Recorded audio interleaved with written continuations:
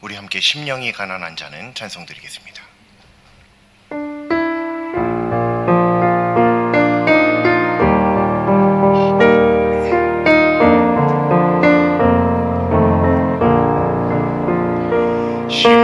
심령이 가난한 자는 천국이 저희 것이요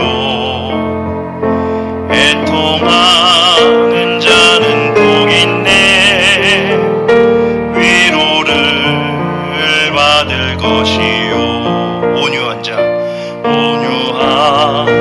복이 있나니 땅을 기업으로 받겠네 의에 줄이고 목마른 자는 저 입에 부를 것이요 긍휼히 여기는 자는 긍휼히 여김 받겠네 마음이 정결한 자는 하나님을 볼 것이요 화평케 하는 자는 하나님의 아들이라 일컫네 의를 위하여 핍박받는 자 천국이 저희 것이라 내게도 주소서 내가 복을 받기 원하네 오 내 주여 주소서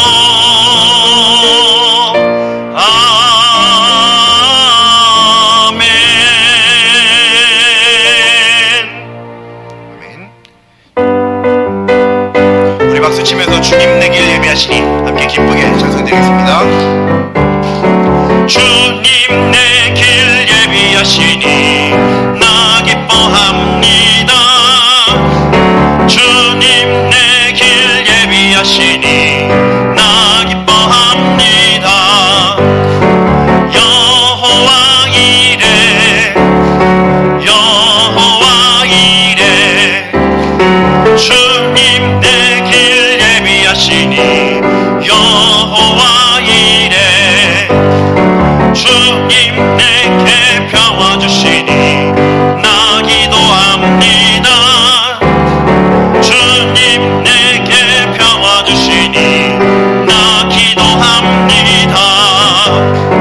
여호와 샬롬 여호와 샬롬 주님 내게 평화 주시니 나 기도합니다.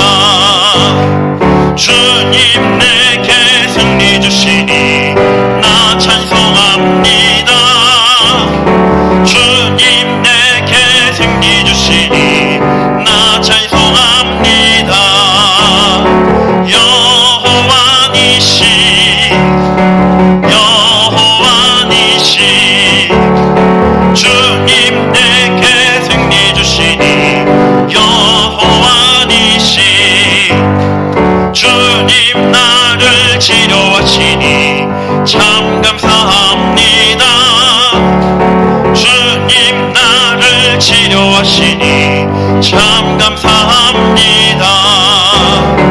여호와 라파 여호와 라파 주님 나를 치료하시니 여호와 라파 주님 나를 사랑하셨네 날 구원하셨네 주님 나를 사랑하셨네 날 구원하셨네 할렐루야 아멘 할렐루야 아멘 주님 나를 사랑하셨네 할렐루야 아멘. 아멘.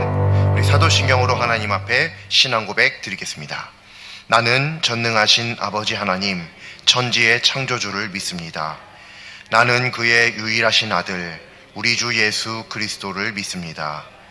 그는 성령으로 잉태되어 동정녀 마리아에게서 나시고 본디오 빌라도에게 고난을 받아 십자가에 못 박혀 죽으시고 장사된 지 사흘 만에 죽은 자 가운데서 다시 살아나셨으며 하늘에 오르시어 전능하신 아버지 하나님 우편에 앉아 계시다가 거기로부터 살아있는 자와 죽은 자를 심판하러 오십니다. 나는 성령을 믿으며 거룩한 공교회와 성도의 교제와 죄를 용서받는 것과 몸의 부활과 영생을 믿습니다. 아멘.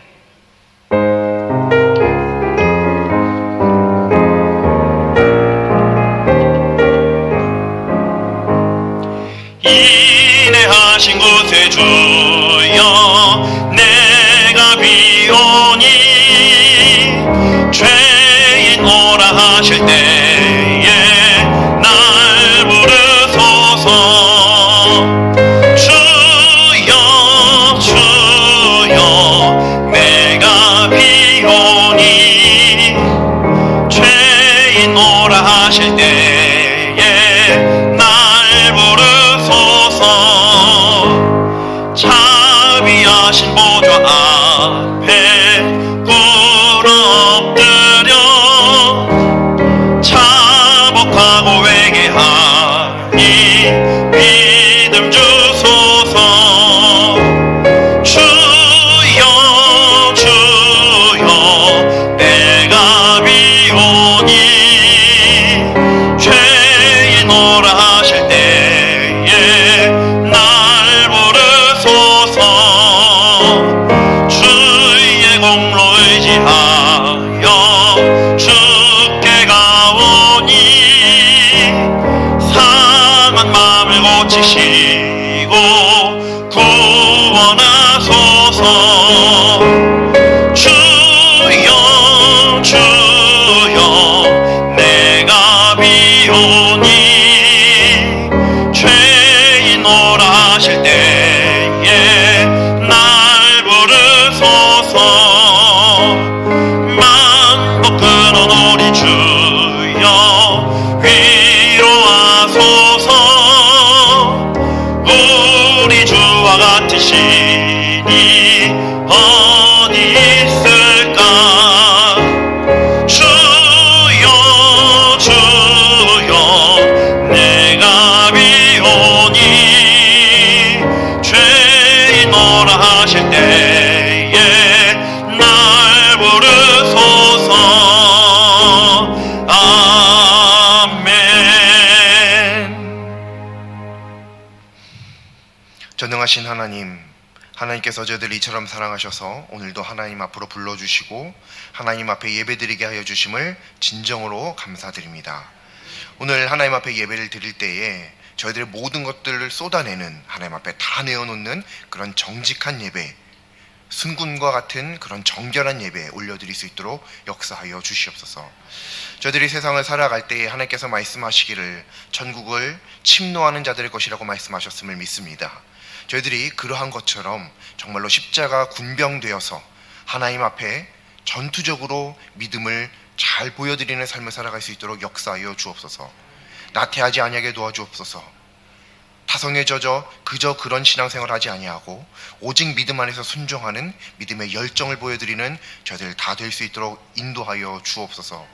하나님께서 말씀하신 그 모든 말씀들을 십자가의 군병과 같이 정말로 성실하게 그리고 신실하게 하나님 앞에 나아가는 저희들 다 되게 하여 주옵시길 간절히 소망합니다.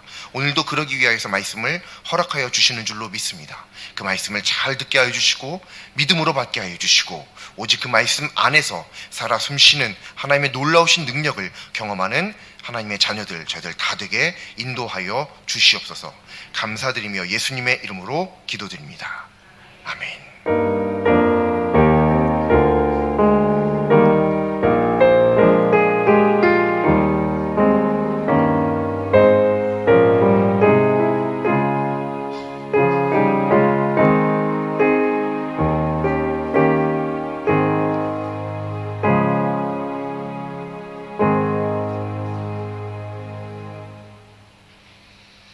오늘 하나님 말씀은 구약성경 민수기 4장 1절부터 3절까지 말씀입니다.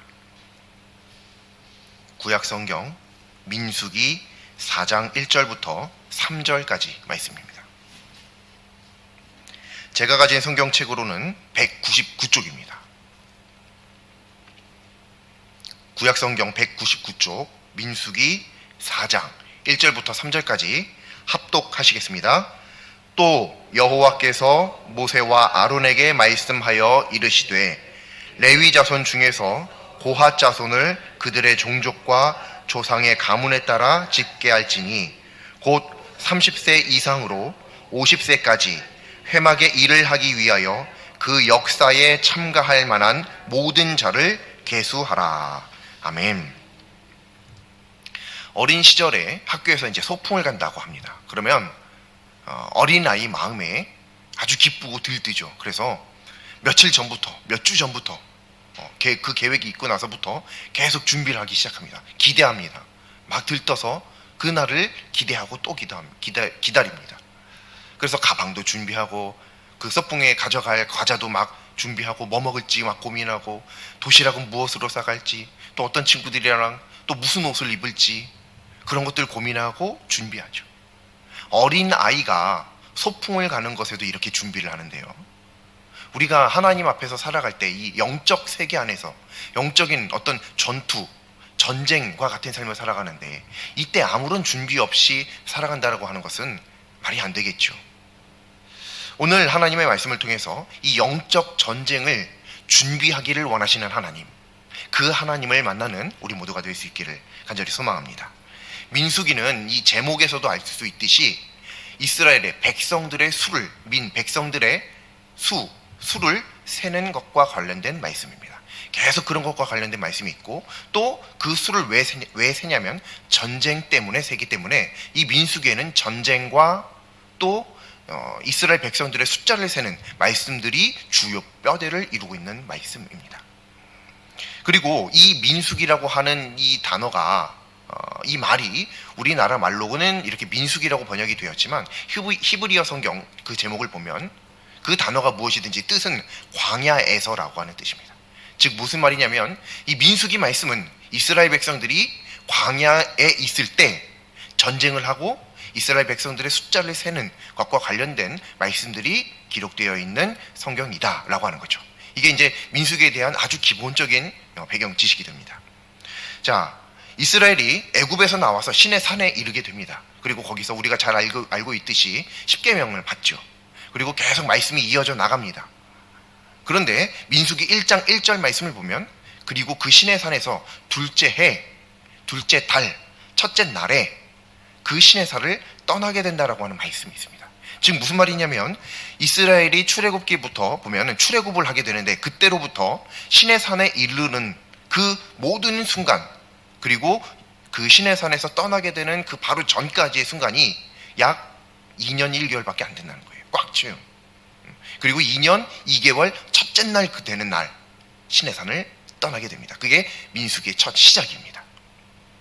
그러니까 이스라엘 백성들이 우리가 잘 알고 있듯이 광야에서 40년을 방황했다, 유랑했다, 떠돌았다라고 하는 것을 잘 알고 있는데 이 출애굽기 그리고 민수기 1장 그 전까지의 말씀은 광야에서 약 꽉 채운 2년 한 달 동안의 일들이 기록된 성경책이라고 하는 거예요. 자, 민수기는 하나님께서 모세에게 이스라엘 백성들의 수를 계수하라고 명령하시는 데서부터 시작합니다. 당연히 모세는 순종하죠.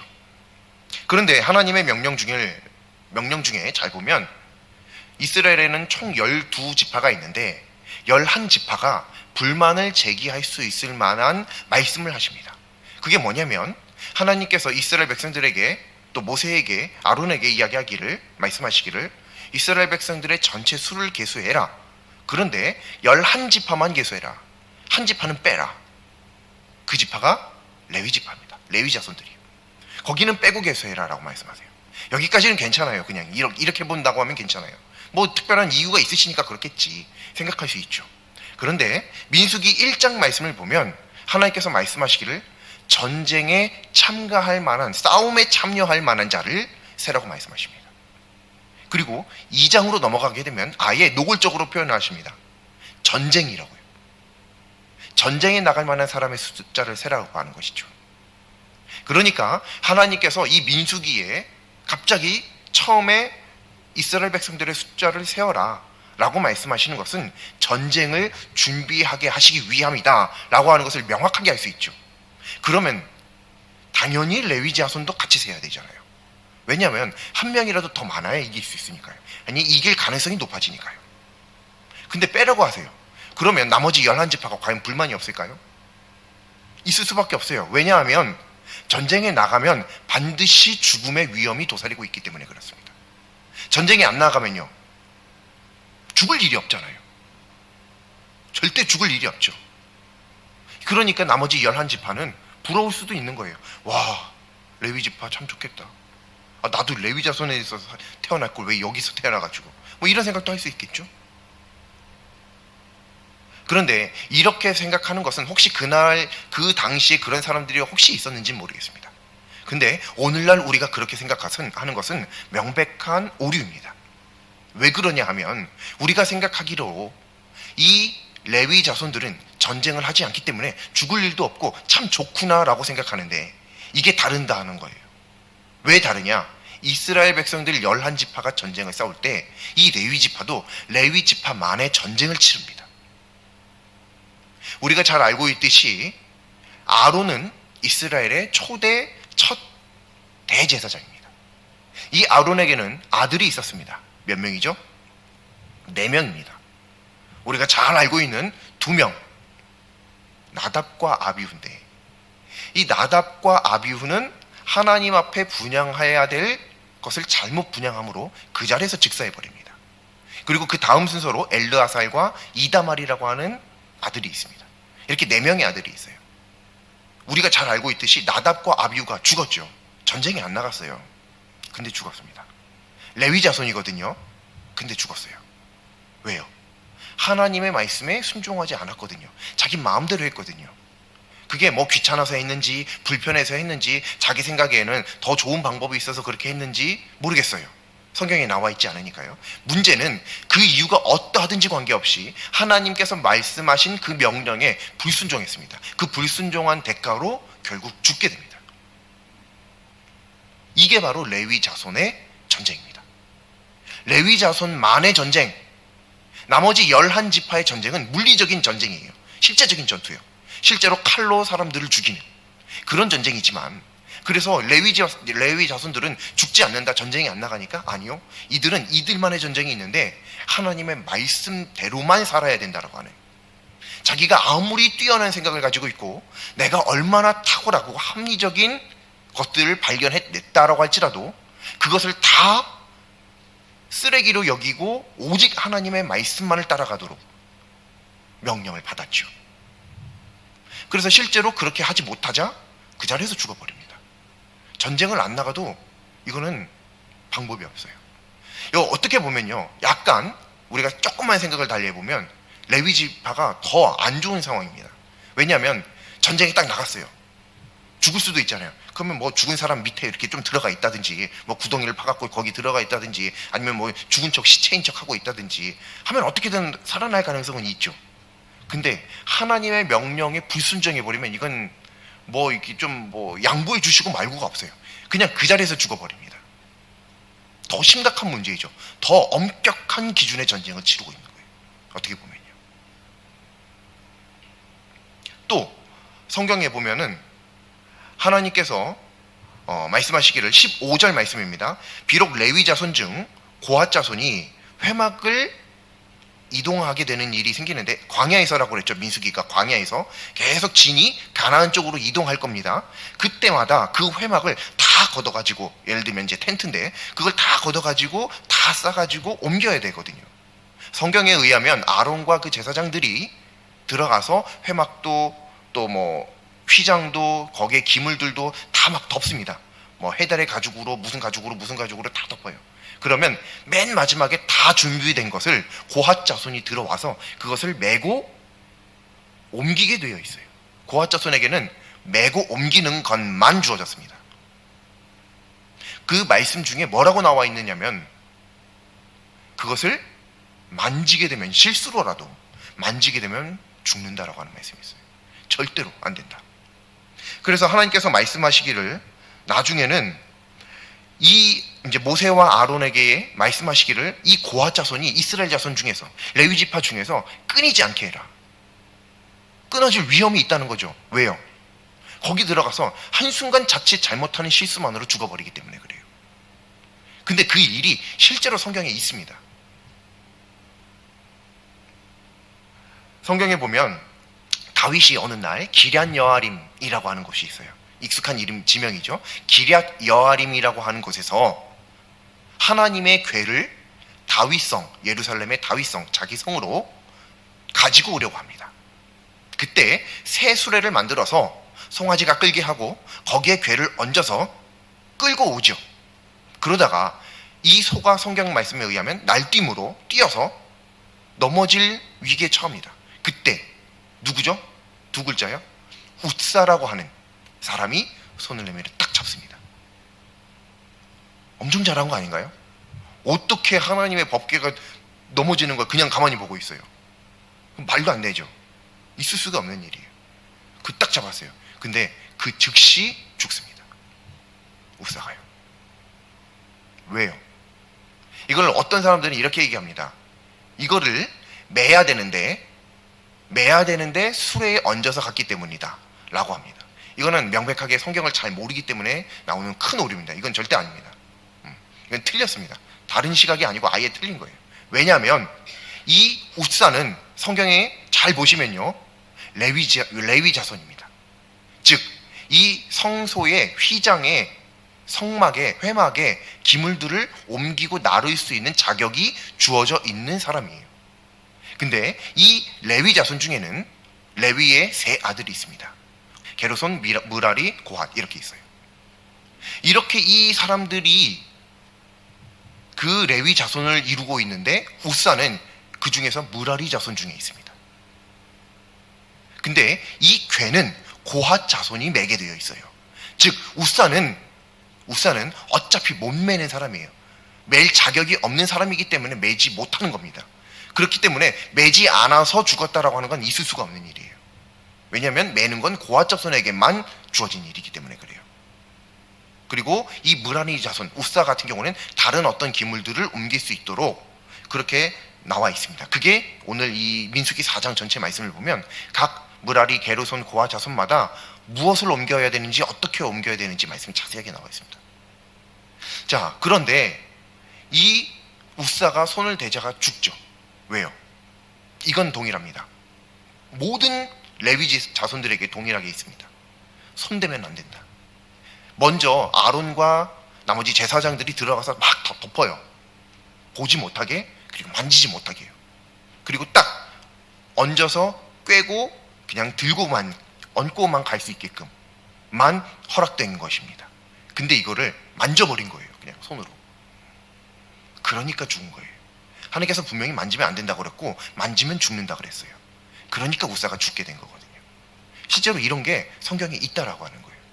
이들의 전쟁은 바로 이겁니다. 하나님의 말씀을 한치의 오차 없이 정확하게 지켜내는 것. 이게 이들에게 맡겨진 전쟁입니다. 다른 이스라엘 백성들은 이거 할 거 없어요. 이건 오로지 레위 자손들에게만 맡겨진 일이에요. 그러니까 다른 11지파는 이런 일들로 인해서 자기 생명을 잃을 위험이 하나도 없습니다. 오직 레위 자손만 이런 일들로 자신의 생명을 내어놓아야 돼요. 그럼 어떻게 생각해보면 그럼 난 차라리 그냥 전쟁할래. 괜히 뭐 하나, 아니 실수로라도 이렇게 툭툭 치거나 만질 수도 있지. 그 좁은 성막, 성소 안에 들어가서 그 좁은 것들을 만지는데 당연히 뭐 툭 칠 수도 있고, 지나다니다 보면 또 나 혼자만 들어가겠어요? 여러 사람이 같이 들어가서 같이 옮겨야 되는데, 그러다가 뭐 밀려서라도 만지게 되면 그 즉시 나만 죽는데, 왜 그런 위험한, 생명이 100% 없어질 만한, 잃을 수 있을 만한 위험을 내가 감수하면서 그 일을 하냐 말이죠. 근데 이것을 하나님께서 레위 자손에게 맡기셨습니다. 즉 이 나머지 11지파만 하나님의 백성으로서 하나님의 군대인 것이 아니라 레위 자손도 비록 나가서 물리적인 전쟁을 하지 않지만 하나님의 전쟁을 싸우는 그러한 군인이면, 군병이면 틀림없다라고 하는 것입니다. 하나님께서 이 고앗 자손을 계수할 때 계수할 대상을 특별히 지정하시는데요. 30세부터 50세까지입니다. 잘 생각을 해보면 이 무거운 것들 막 지고 옮기고 막 그래야 되거든요. 그것도 광야라고 하는 그 척박한 땅에서 말이죠. 그렇다면 한 20세 정도 되면 더 힘이 있지 않을까요? 물론 30대도 굉장히 건장한 청년입니다. 하지만 20대보다는 아무래도 체력적으로 부족하겠죠? 그러면 그들에게 이런 일들을 시킴이 마땅할 것 같습니다. 당연하죠. 조금이라도 힘이 더 센, 좀 더 체력적으로 더 월등한 사람이 그 일을 감당하는 것, 그게 당연하죠. 그게 합리적이고 그게 타당한 겁니다. 그게 이성적이고 논리적인 것이죠. 그런데 하나님께서는 그들에게 맡기지 않으시고 30대 이상부터요. 30세 이상부터. 그런데 30세 이상부터 또 상한도 정해놓으셨습니다. 50세 이하까지만요. 50세까지만. 왜죠? 그들은 체력적으로 부족해지니까요. 물론 이들이 이렇게 하고 끝나는 건 아닙니다. 우리나라 말로 이렇게 보면 은퇴를 하지만 은퇴 이후에는 그 사람들을 돕는 역할을 감당하도록 성경에 기록이 되어 있어요. 하지만 어찌됐든 하나님께서 50세라고 하는 상한을 정해두셨죠. 그러니까 하나님께서 이 무거운 물건들을 옮기는 데 있어 체력적으로 월등한 사람이 유리하다라고 하는 것을 모르시는 분은 아닙니다. 50세가 넘어가면 이 일을 하기 어렵다라고 하는 것을 모르시는 분이 아닌 거예요. 확실하죠. 50세라고 하는 상한이 정해져 있으니까요. 그런 하나님이, 다 아시는 하나님이, 체력적으로 누가 더 강한다는 것을 아는 하나님이, 아시는 하나님이 왜 20대부터라고 하지 않고 30대부터 30세 이상으로라고만 말씀하셨을까요? 그것은 무엇이냐면 철저하게 이게 생명을 걸고 하는 사역이거든요. 자칫 잘못하면 건드려버리면 그냥 죽으니까요. 생명을 걸고 하는 사역이니만큼 많이 연습하고 많이 훈련을 해야 되겠죠. 많이 교육을 받아야 되는 거예요. 왜냐하면 그냥 계속 이렇게 툭툭 치고 다니면서 다 죽을 수는 없잖아요. 하나님께서 말씀하시길 고앗 자손은 죽지 않게 해라, 끊어지지 않게 해라. 결국 분명히 성경에 그렇게 기록이 되어져 있잖아요. 그만큼 이 일은 이들이 맡은 일인데 이들 다 죽어버리면 이거 누가 옮기냐, 이건데요. 하나님께서 그들에게 30세 이상이라고 말씀하신 것은 30세 이전까지 충분히 훈련받도록 할 수 있는 기간을 허락하신 겁니다. 충분히 하나님의 사역을, 생명을 건, 목숨을 건 이 사역을 잘 해나갈 수 있도록 하면서도 죽지도 않을 수 있는 그런 훈련들을 해나갈 수 있도록 기회를, 시간을 허락해 주신 것이죠. 생각해 보세요. 만약 우리 보고 이거 건드리기만 해도, 털끝만 건드려도 그냥 죽는다 라고 한다면 그 일을 그냥 가서 하겠어요? 우리가 하루, 이틀, 1년, 2년 연습하고 또 연습하고 혹시 실수로라도 눈 감고도 그냥 지나갈 수 있게끔 연습하지 않겠어요? 왜냐하면 그냥 딱 건드렸을 때 팔 하나 잘리는 정도가 아니니까요. 팔 하나 잘리는 정도만 돼도 그냥 할 수도 있을지도 모르겠어요. 물론 팔 하나도 소중하지만요. 하지만 이거는 그냥 죽어버리는 거예요. 그러면 당연히 연습하고 또 연습하고 잘 하고 있는 것임에도 또 연습하고 또 연습하고 또 연습하고 하지 않겠냐 말이죠. 아니 하물며 우리나라 가수들이 있죠. 그 가수들이 한 곡 노래, 가요를 이렇게 내놓을 때 아주 예전에 들은 말이라서 실제로 그런지 또 이제는 변했는지 모르겠지만 그 한 곡을 대중 앞에 내놓기 위해 약 5,000번을 부른다고 합니다. 5,000번을요. 도대체 어떻게 해야 5,000번을 부를 수 있는지 모르겠어요. 말로 들어봐서는 아침부터 저녁까지 하루 종일 그 노래만, 똑같은 노래만 계속 부른대요. 아니 그거를 한 일주일 부르면 다 알지 않겠어요? 한 달 정도 부르면 가사 다 외우지 않겠어요? 눈 감고도 부르지 않겠어요? 그냥 가만히 있어도 왠지 자꾸 그 노래가 들리는 것 같지 않을까요? 몰라요. 그런 건 어떤지 모르겠지만 그 정도로 숙달이 될 텐데 그런 것도 그렇게 숙달을 하는데 목숨이 걸리지 않은 것도요. 목숨이 걸린 하나님의 사역을 그 정도로 연습하지 않을까요? 그래서 하나님께서 충분히 훈련된 자들이 하나님의 이 목숨을 건, 생명을 건 사역을 감당할 수 있도록 30세 이상이라고 말씀하시는 겁니다. 체력이 지금 중요한 게 아니에요.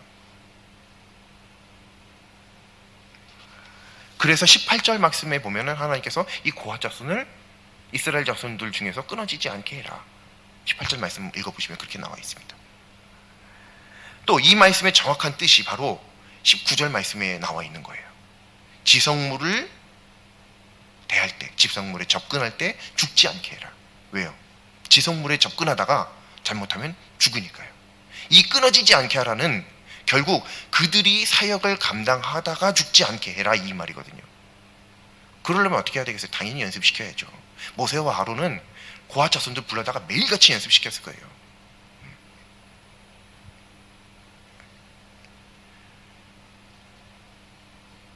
오늘 말씀은 하나님으로부터 레위 자손이 나머지 다른 11지파와 달리 어떤 편애를 받는 그런 말씀이 아닙니다. 오히려 받아들이기에 따라서는 이 레위 자손이 더 엄격한 기준의 생명을 이룰 수 있는 영적인 전쟁, 사역의 전쟁 속에 있다는 것을 생각하게끔 합니다. 그런데 이 전쟁은요, 아무나 싸울 수 있는 것이 아닙니다. 고핫 자손처럼 충분히 훈련된 사람만 참여할 수 있어요. 충분히 훈련된 사람이에요. 우리가 그리스도의 군병 되어서 십자가 군병 되어서 이런 말들을 자주 하게 되는데, 문제는 내가 십자가 군병이라면요, 하나님 앞에 철저하게 영적으로 훈련되어져야 된다는 겁니다. 훈련도 하지 않으면서 군병 되었다, 군병일 수는 있겠죠. 하지만 그 군병은 의미 없는 군병입니다. 전쟁에 나가면 군병은 이겨야지만 되는 거예요. 그게 목적입니다. 전쟁에서 승리가 목적이에요. 근데 죽어버리면요, 그 무슨 소용이에요? 아무 의미가 없죠. 차라리 다른 편에 가갖고 죽으면 사기라도 우리 편 사기가 진작이라도 되죠. 그것도 아니고 우리 편에서 죽어버리면 우리 편 사기가 떨어지기만 하죠. 아무런 이로울 것이 없습니다. 이 그리스도의 군병, 하나님의 자녀된 그리스도인들은, 하나님의 사역자들은 충분히 훈련된 사람이 되어야만 합니다. 교회에서 여러 가지 사역들이 있고 하나님을 섬기기 때문에 이런저런 사역들을 많이 하게 됩니다. 그때 이런 사역들을 아무에게나 맡기는 것이 아니에요. 물론 이렇게 사람이 많이 부족하거나 그런 교회들은 막 오는 대로 그냥 이거 해 계속 이렇게 하게 되는데, 그게 꼭 옳은 모습만은 아니라고 하는 거예요. 충분히 훈련된 사람이 하는 거예요. 근데 이 훈련은 단순히 그 분야에 물리적으로 그리고 기술적으로 특화된 그런 차원의 훈련이 아니라 영적인 훈련을 이야기하는 겁니다. 영적인 훈련이에요. 고핫 자손이 단순히 이 성소의 기물들을 만지지 않는 훈련만 했겠어요? 이걸 만지지 않으려면 이게 얼마나 귀중한, 내 생명보다 중요한 하나님의 거룩하심이 이 자리에 있다라고 하는 것을 영적으로 인정하지 않으면 안 되겠죠. 그것을 교육받았을 거예요. 당연하죠. 그렇게 안 할 수가 없습니다. 왜냐하면 이게 하나님의 성물이라는 인식이 없으면 뭔데 이거 왜 못 만져? 그리고 만지겠죠. 진짜 죽는다고? 나 죽은 사람 한 번도 못 봤는데 진짜 내가 만지면 진짜 죽어? 그리고 만질 수 있겠죠. 하나님의 것은 그렇게라도 만지면 안 되는 거예요. 하나님께서 만지지 말라고 하셨거든요. 보지도 못하게 하셨어요. 어떤 거는. 그리고 지성소, 성소 여기는 아무나 들어가지도 못하고요. 그 안에, 성소 안에 들어가면 뭐가 있죠? 딱 들어가면 왼쪽에는 등잔대, 오른쪽에는 상, 정면에는 분향단, 그 앞으로 넘어가면 하얀이 아니라 천이 쳐져 있습니다. 그 천은 무엇일까요? 그 천이 바로 휘장입니다. 그리고 그 너머에 언약궤가 있는 거죠. 거기는 아무나 못 들어가요. 그래서 거기 안에 뭐가 있는지 말로만 듣고 대제사장이나 이렇게 가르쳐줘서 하나님께서 말씀해 주셨어야나 아는 거지, 거기 들어가서 본 사람 아무도 없습니다. 못 들어가요. 근데 그거 있다라는 거는 알죠. 물론 나중에 그것을 다 옮길 때 고핫 자손은 그걸 보게 됩니다만, 아 진짜 있었네, 알긴 알게 되겠지만 함부로 못 만지죠. 우리가 교회 안에서도 여러 가지 사역들을 할 때 단순히 기술적인 훈련을 이야기하는 것이 아니라요, 어떤 영적인 훈련을 받아야 돼요. 그래서 예를 들면 뭐 어떤 제자 교육을 한다든지 뭐 전도 교육을 한다든지 뭐 목자님들이 계시면 목자 교육을 한다든지 이런 것들 소홀히 생각하시면 안 되는 겁니다. 왜요? 이런 영적 전쟁에서 이런 훈련 하나가 하나하나가 합쳐져서 결국 생명을 살리는 일이 되기 때문에 그렇습니다. 또 이것들이 하나하나씩 빠져나가기 시작하면요, 결국 생명을 잃어버리게 됩니다. 가끔 교회에서요, 상처받았기 때문에 나 이 사역 잠깐 쉴게요, 뭐 이런 분들 종종 있죠. 종종 있습니다. 거의 모든 교회에서 이런 분들이 꼭 나타나는데, 그리고면서 어떤 분들은 그나마 양심적인지 나중에 약속합니다. 제가 이 어려운 상황이 조금 나아지면 다시 돌아오겠습니다. 근데 돌아오는 사람 한 번도 못 봤어요. 누가 돌아와요? 돌아오기는. 힘들면요, 어려우면요, 사역을 내려놓으면 편안해질까요? 다시 재충전 받을 수 있을까요? 성경의 이치는 그렇지 않습니다. 힘들고 어려울 때 더 굳게 하나님을 붙들고 더 깊게 기도의 자리로 들어가야 되는 거예요. 기도가 안 나와요? 그래서 기도 안 해버리죠. 안 해도 괜찮기는 한데요, 문제는 그렇게 하면 그 기도 안 되는 그 상황을 이겨내고 뚫고 나올 수가 없습니다. 기도가 안 되면 그냥 기도 자리에 기도 안 하고 앉아라도 있어야 돼요. 그러면 언젠가 분명히 기도가 됩니다. 왜냐면 이건 영적인 것이기 때문에 그래요.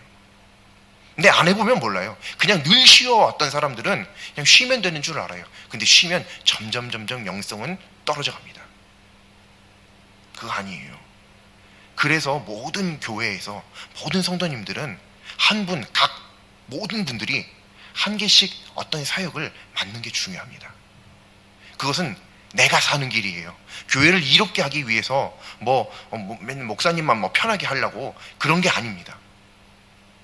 어떤 사람을 편하게 하기 위해서 그러는 게 아니라, 내가 살기 위해서는 내가 자진해서 하나님 앞에 최선 한 가지 사역이라도 맡아서 그 사역을 감당하는 사람이 되어야 하는 거예요.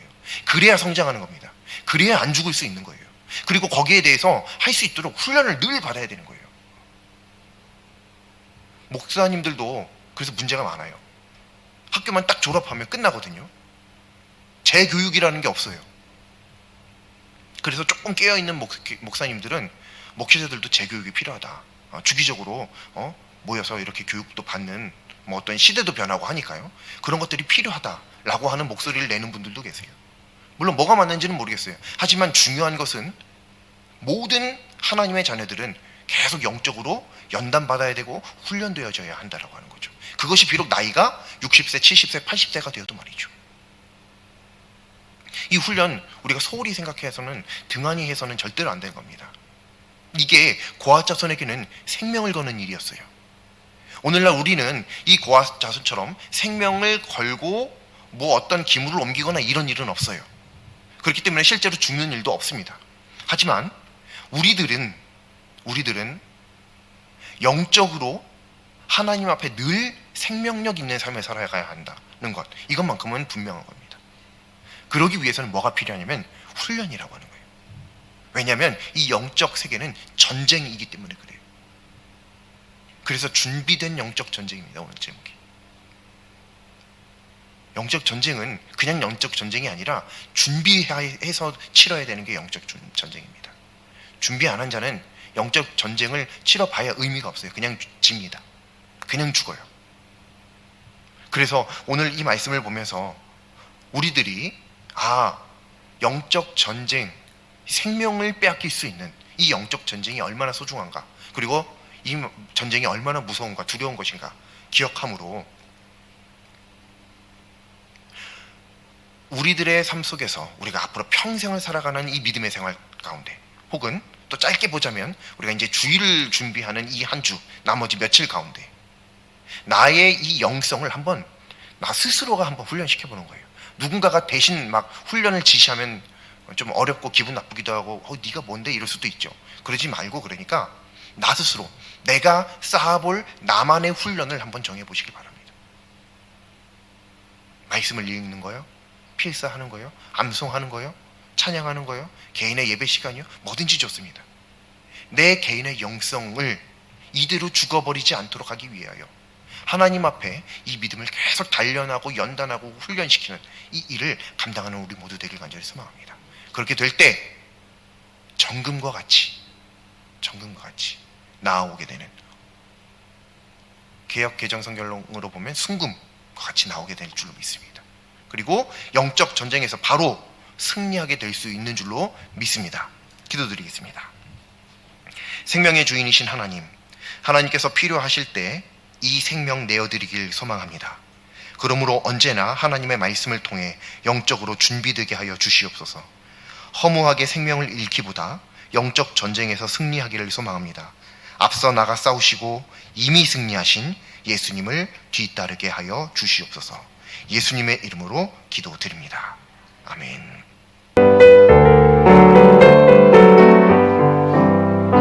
주는 나를 기르시는 목자요, 나는 주님의 귀한 어린 양. 푸른 풀밭 맑은 시냇 물가로 나를 인도하여 주신다. 주는 나의 좋은 목자, 나는 그의 어린 양. 저를 따라 꼴을 먹여주시니 내게 부족함 전혀 없소라. 예쁜 새들 노래하는 아침과 노을 비끼는 고나오네. 사랑하는 나의 목자 음성이 나를 언제나 불러주신다. 주는 나의 좋은 목자, 나는 그의 어린 양. 저를 따라 꼴을 먹여주시니 내게 부족함 전혀 없소라. 못된 짐승 나를 해치 못하고 거친 비바람 삼지 못하리. 나의 주님 강한 손을 펼치사 나를 주야로 지켜주신다. 주는 나의 좋은 목자, 나는 그의 어린 양. 저를 따라 꼴을 먹여주시니 내게 부족함 전혀 없소라. 아멘. 함께 주기도문으로 하나님 앞에 예배를 마치도록 하겠습니다. 하늘에 계신 우리 아버지의 이름을 거룩하게 하시며 아버지의 나라가 오게 하시며 아버지의 뜻이 하늘에서와 같이 땅에서도 이루어지게 하소서. 오늘 우리에게 일용할 양식을 주시고 우리가 우리에게 잘못한 사람을 용서하여 준 것 같이 우리 죄를 용서하여 주시고 우리를 시험에 빠지지 않게 하시고 악에서 구하소서. 나라와 권능과 영광이 영원히 아버지의 것입니다. 아멘.